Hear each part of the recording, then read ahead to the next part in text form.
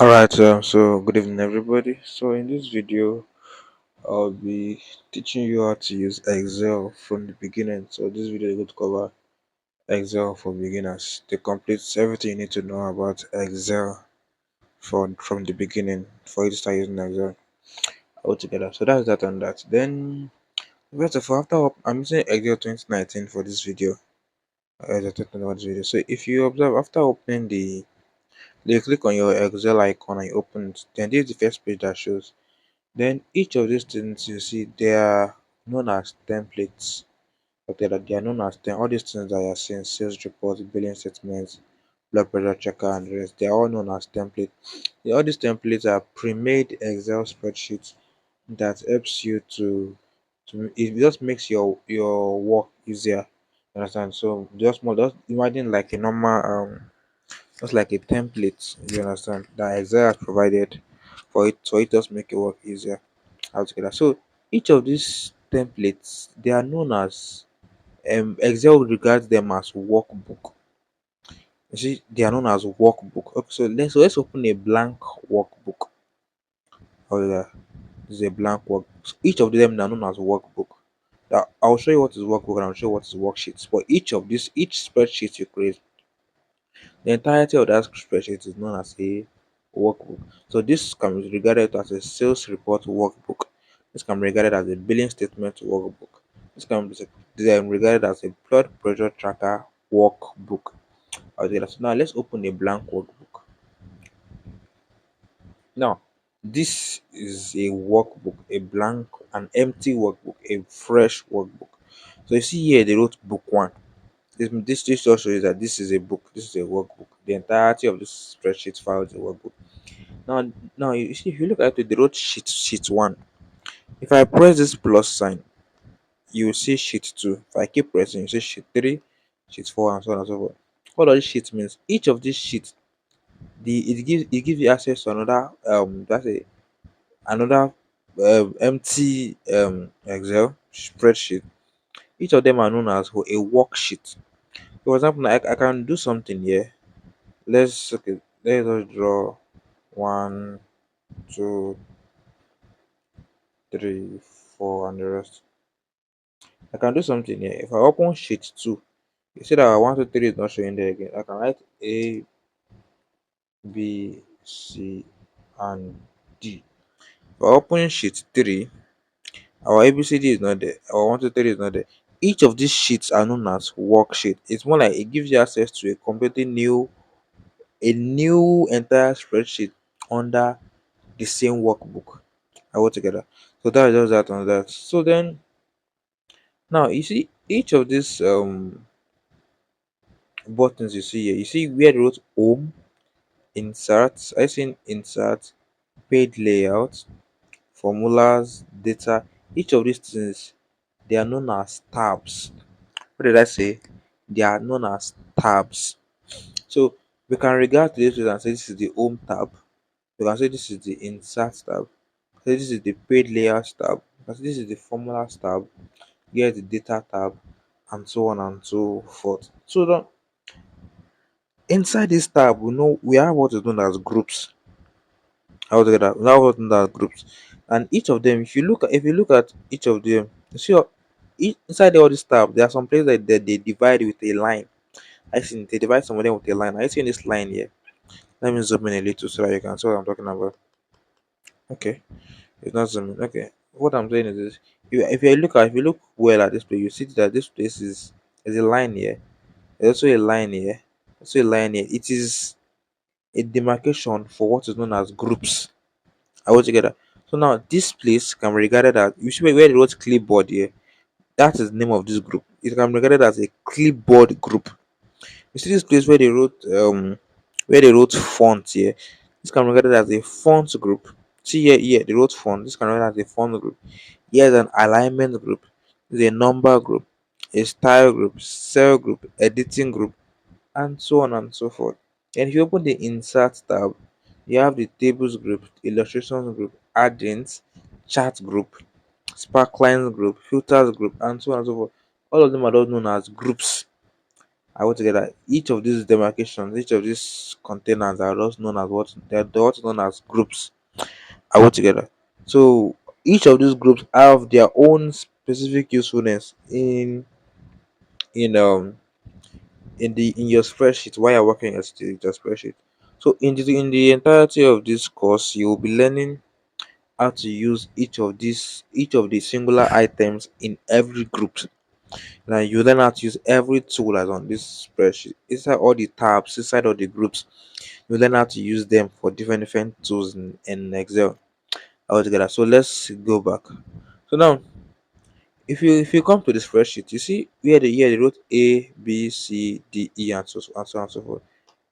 This A now, it is known as column A.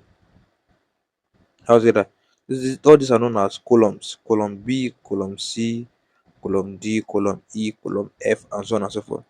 And we have what's known as rows. This is row 1, row 2, row 3, row 4, row 5, row 6, and so on and so forth.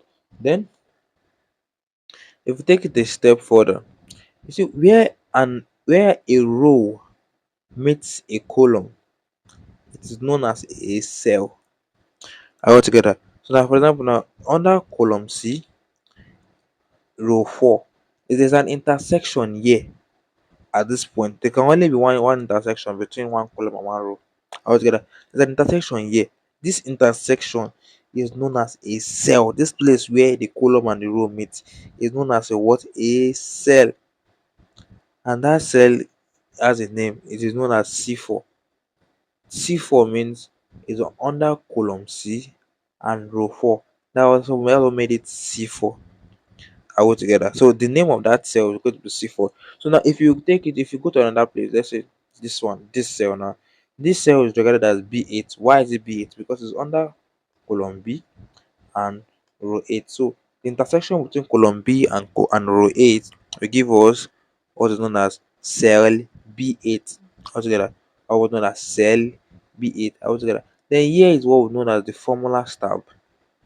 Known as the formula stub. No worry, as time goes on, when we begin to use it, you will understand what it actually means. So let's okay. Now let's create a basic worksheet so I can show you some basic things like how to use the font group and some basic modeling and the rest. So I'll teach you how to do some, let's say, how to bold, how to make something capital letters, how to increase font size, and just some basic things all together. Alright, so let's start with a simple spreadsheet. Let's create a like a that's a like let's say a time in and a time out spreadsheet.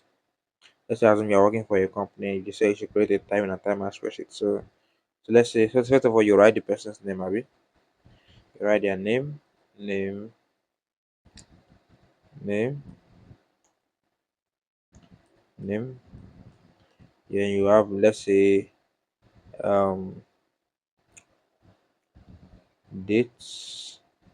Then you have time in, and then we have, yes, we have time in, and then we have time out. So something I want to get to know. If I want to move from column B to column C to column D, you just press your tab. So for example now I can type name. I want to move to the next column, I'll just press tab on my keyboard. You see that keyboard, we have to where the wrote tab on your keyboard. Tab on top of cap lock. You press tab, it takes you to the next. You can write date. Press tab, it takes you to the next. You can write time. If I want to go from row to if I want to go from row to row, I can simply press enter. I'll just say date. So you press enter again. As in there's the enter key in your keyboard. If I want to go from row to row, you just press enter. I say go enter. Time in enter all together. That's that on that. So now let's write the first. Okay, let's say name. Say name. Let's say Ibude Precious. That's my name. Ibude Precious. And then we have date. So let's say today's date is what? Today is 7th November 2024. And so set timing, let's say for 4 o'clock. Then we have timeout, let's say 7 o'clock altogether. So that's that on that. So I just want to show you something. So now if you observe, while I wrote Ibude Precious, you see that my name is not showing. It's as if it's now in the background. It's not showing the complete name. So how do you correct this? You see, between this B and C, if I put my cursor here, you see that the cursor will change. I see the cursor will change. So you press your left key down, then you drag it. I see it. Press your left key down, then you drag it. You don't use to adjust it. I see now my name is showing completely now. If you observe this date now, we wrote 7th of November 2024.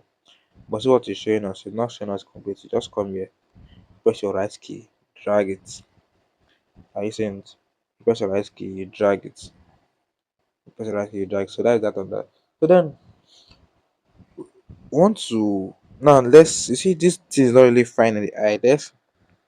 Let's bold the headline. Out there, let's bold the headline. So you just select the headline, select it, then you press bold. Okay, you press bold and you see it is now very bold. Now let's change the color. Let's change the color to red. Now I see I can see that. Can you see that it's red? How did I do that? You can see after selecting it, I press B to make it bold. And you see this place where you see this place where they wrote A snap one red there. Either you press to change the color altogether. Change the color of the text. Now let's change the background of the text. Let's change the background color to yellow. So you come after selecting it, you come here, you see this place, view color. You click on if you click on that, it will change the background to yellow. Are you seeing it now? Change the background to yellow altogether. So with that again, you can still come here and do some editing. You see, you can from after selecting, you can make it italic and you can make it italic by pressing that I that is slant. And you can also underline it using this underline button altogether. So that's that on that, and you can see it's underlined. I was saying that's that on that, and you can also change the font style and change it to any style you want to use. You can also change different styles here. So let's take that. I can also increase the size as well. Also, so that's that and that. So now, if you observe, if imagine you want to change this one from small letters to capital letters, how do you do this? Then I will introduce to you what is known as a function or a function in Excel. Now, what the function is? The function in Excel is basically um, part of Excel tools that help you to perform some simple tasks on Excel. Like for example, now we want to change this headline. We want to change it from small letters to capital letters. How do you do it? Just press your keyboard. Press equals. Go to any cell. So like this cell now, I've gotten to the cell. Then you press equals to in your keyboard. As you can see equals to in your keyboard. Then you press upper. Click on type upper. That's to change the capital letter upper. Then you can click on the text. Close your bracket. You press enter. I see that change the capital letters now. See, it remove all the formatting and everything. Just simply change it to capital letters. Let me show you again. That's what I did. Press equals to. Mhm. Type upper. Click open bracket. Select the text. Close bracket. Press enter. Are you seeing it now? Are you seeing that it has changed onto capital letters? Now, another one thing about Excel is that it doesn't like stressing you. Now on a normal day, you can easily come back here and say upper open bracket date date close bracket enter, and you come here again do the same thing upper and so on and so forth. Then you see those ones will it will keep wasting your time when you keep typing upper everywhere. But if you can easily make it like you can easily make everything capital letter without you typing upper several times. How do you do it? See, you see this place, you see this cell that you have already written the first upper. Hmm? Let's say you already made capital letters first. You come here.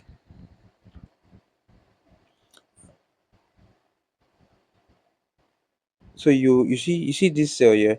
You come to this place. You see where it changed to a plus sign. Then you press your left key. Then you drag. Are you seeing? So you press your left key. Then you drag.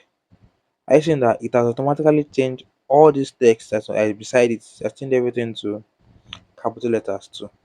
How did I do it? Then let me reverse it and show you again. See this cell, I've already written the upper formula on it already. So instead of typing upper again and so on and so forth, again and again, you just come here, see this plus sign, you press your left key down, then you drag it. Are you seeing it now? So you have your name, date, timing, and time out. Everything is now in capital letter. So what if you want to change it to a small letter? The smaller cases, you can still come here. You say you type your equals to, you say type lower altogether, and you open your brackets.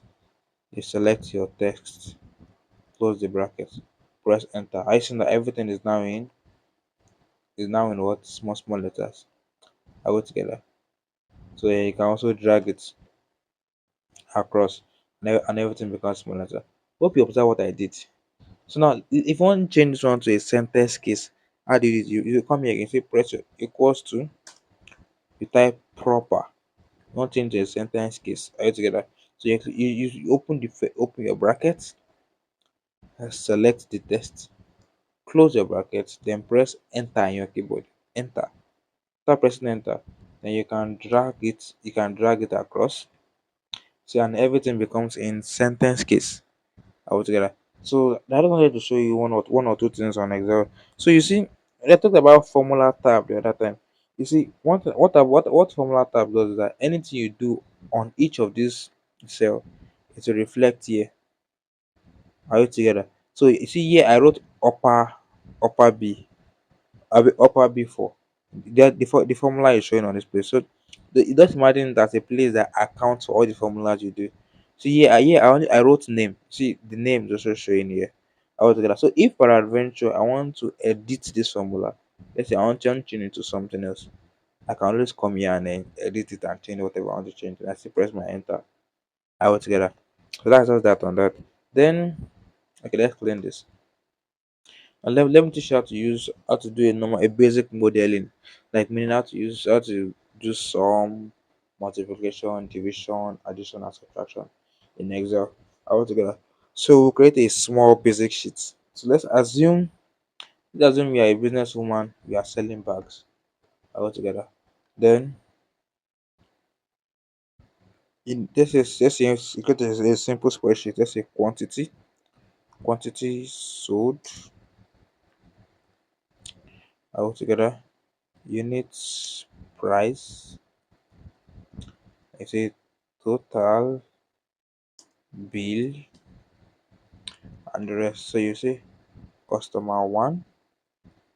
I just want to create a simple spreadsheet so that where we can easily make how to use some and other simple model all together. So customer one, let's assume customer one bought 1,500, 1,200 bags from you.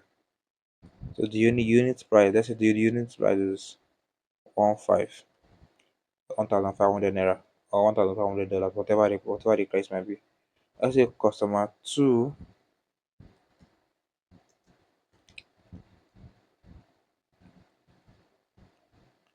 Assume customer two bought, let's assume customer two bought 2,000 bags. Then because he bought more, you brought the price to let's say 1,300 per bag.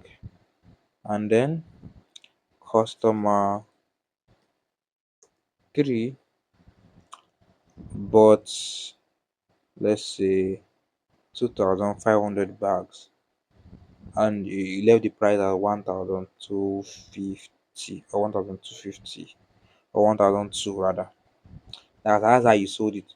So now, how will you know the total number of bags that have been sold that you sold out altogether? So then there's a way to do it in Excel. First of all, you go to Excel, you type equals to. altogether. Then you click on this. Then you see, check your keyboard, there's a plus sign there. Press that plus sign. Then click on the next one. Press plus sign. Click on the next one. Then press enter. Now this will give you the total number of bags sold altogether. You see total bags sold altogether. This is total amount of bags that you have sold. That is the sum of everything that the customer one bought, customer two bought, customer three bought. How did I do it? Let me show you again. You see, you first of all you go to a cell. Let's go to any random cell. Let's say equals to. Click on the first one. Then you press your plus sign. Click on the second one. Press your plus sign. Click on the third one. Then press enter. Altogether, now that's the total bags sold. I will say it now. So now let's do subtraction. Let's assume beforehand you had in your bag, I mean in your shop, you had like 10,000 bags in your shop. Let's say um, available bags. Available beforehand, before these customers came, you had like 10,000 bags in shop altogether. So now you now want to check how many bags is left after they've sold, after they bought everything. After these customers have bought this bag, how many bags is left? Maybe you will simply say available bags minus this one. Abi? Now how do you do it in Excel? You come here, you just type your equals to sign altogether. You want to do anything in Excel, you always use your equals to sign. You have to type equals to. You see this available bag, you see 10,000, you select it, you click on it. Then there's a minus sign on your keyboard. Check it. There's a minus sign. So you press that minus sign. Then you press the second one. Then press enter. So you'll say this is, let's say, balance bags or whatever. Say balance bags. That is the remaining bag the bag that are remaining after customers have bought 5,700 number of bags from you altogether. So now let's calculate. Customer one bought 1,200 bags from you at a unit price of 1.5. How much is his bill? You can simply say this multiplied by this will give you his bill, abi. Now let's, how do you do it in Excel? You say is equals to this. Click on this. Now check your keyboard. There's a star on your keyboard. There's a star on your keyboard. Press that star. Then you click on the 1.5. Click on the price rather. Click on the price. Then you press enter. And see it has given us the. You can see it has given us the what's the name? Okay, come. Let me quickly get it out of here. Okay, come back to that.